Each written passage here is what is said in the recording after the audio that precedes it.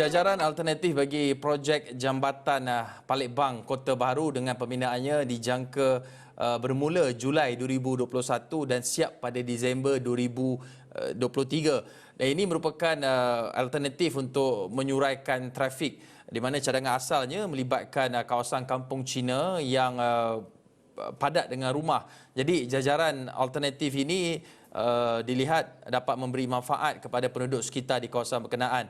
Dan tetapi untuk bercakap lebih lanjut mengenai perkara ini, bersama kita menerusi Skype ketika ini adalah Pengurus Besar Pelaksanaan Projek Majlis Pembangunan Wilayah Ekonomi Pantai Timur ECERDC, iaitu Cik Arizan Arifin. Assalamualaikum Cik Arizan. Waalaikumsalam tuan, apa khabar? Baik, saya alhamdulillah. Cik Arizan, boleh kongsikan sedikit mengenai pembangunan jambatan Palembang di Kelantan ini serta kos pembinaan jambatan tersebut? Okey, boleh. Sebenarnya pada kami di ICDC, jambatan dalam beribu lah.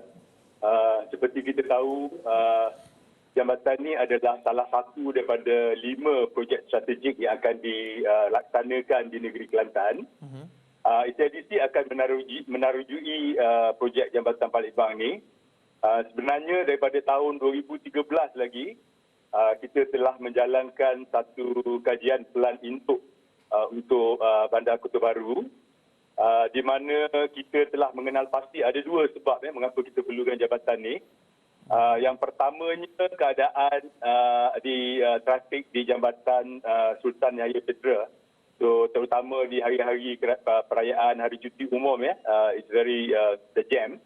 Jadi kita perlukan laluan alternatif untuk seberang Sungai Kelantan ni ke kawasan tempat Yang keduanya ialah sebagai pemangkin untuk pembesaran ataupun perluasan Bandar Kota Baru sendiri. Sebab di dalam kita merangka pelan induk kita dapati dalam Bandar Kota Baru ni dah tak ada tanah yang besar untuk future growth untuk bandar ni. Jadi dengan terbina jambatan ini kita rasa ada tanah, ada peluang untuk pembesaran bandar ni seberang Sungai Kelantan. Itu 2 daripada justification yang kita adalah untuk membina jambatan ini. Cik Arizan, tadi Cik Arizan ada sebutkan mengenai future growth, iaitu pertumbuhan di masa hadapan. Dan kita nak juga mengetahui mengenai impak besar ekonomi, atau apakah impak ekonomi yang akan dapat dinikmati oleh penduduk di sekitar Palembang khususnya dan juga di Kelantan amnya apabila jambatan ini siap kelak. Ya. Seperti kita tahu peranan kita di ICDC, tujuan kita untuk merapatkan jurang pembangunan sosio-ekonomi di antara negeri-negeri di Malaysia.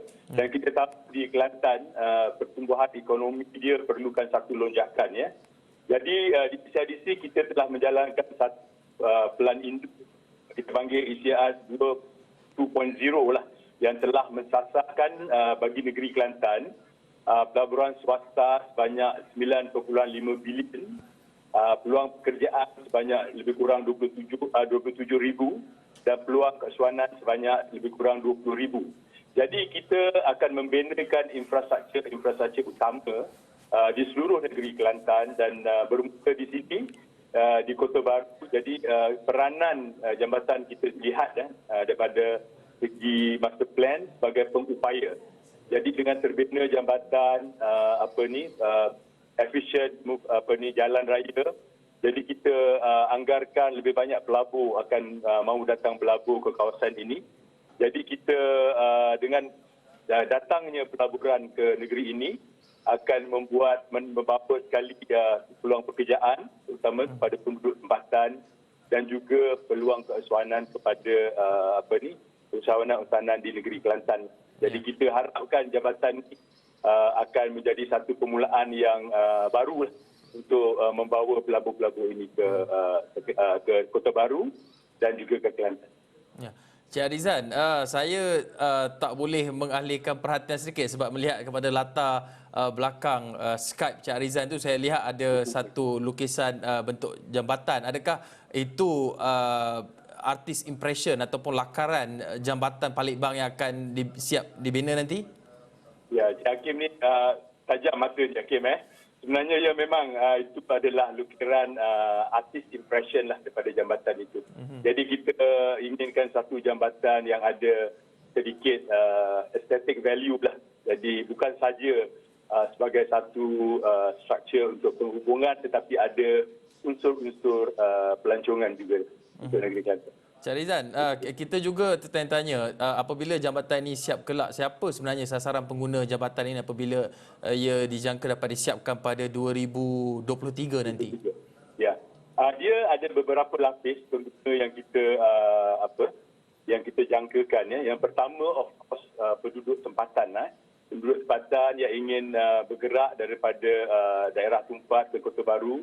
Seperti kita tahu dulu ada bot penambang di kawasan ini dan sekarang jambatan Yaya Petra. Jadi penduduk tempatan yang mungkin nak pergi ke airport ataupun daripada Kota Baru nak pergi ke stesen kereta api di Wakar Baru, bolehlah menggunakan jambatan ini.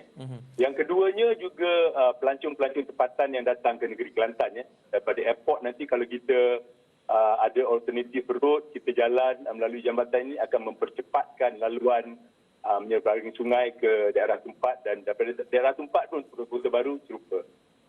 Dan juga seperti kita tahu di masa-masa cuti umum ramai pengunjung hendak pergi ke duty free shopping di Pegalan Kubu dan di Bantar Panjang. Jadi jambatan ini akan menyediakan satu laluan alternatif kepada pengunjung-pengunjung ini. Yang terakhir sekali, kita juga ingin jambatan ini menjadi satu penjana kepada pelabur-pelabur yang ingin melabur di dalam bidang kita panggil cross border industries lah yang industri yang berkenaan dengan sempadan. Sebab Kota Baru ni sangat dekat kedudukan dia dengan sempadan di Thailand. So kita mahu menjana pelaburan di dalam bidang ini, mahu dalam bidang pelancongan, industri, trading dan sebagainya. Jadi ini adalah 3 kategori pengguna yang kita jangkakan. Cik Rizan, dalam masa yang sama, kita ada masa lebih kurang seminit saja lagi, kalau boleh ringkaskan. Selain dari projek pembinaan Jambatan Palembang Kota Baru ini, apa lagi projek-projek berimpak tinggi yang akan dilaksanakan ataupun di bawah pemerhatian pemantauan ECRDC ini untuk mentransformasikan ataupun meningkatkan sosioekonomi negeri Kelantan?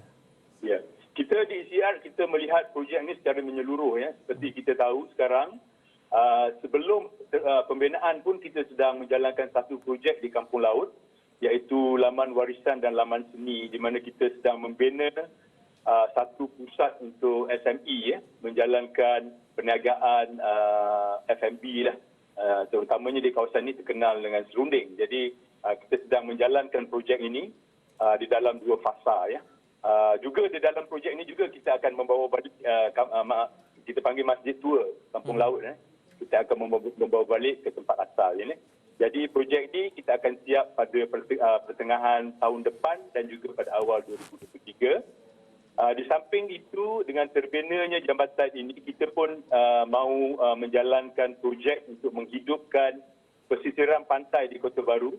Termasuklah satu kawasan yang kita panggil KB Promenade yang akan menjangkau lebih kurang 2 km daripada Tambatan Diraja hinggalah ke tapak jambatan ini.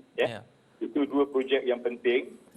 Selain daripada itu, kita juga ada pembangunan perancangan untuk membangunkan sektor industri di Tok Bali.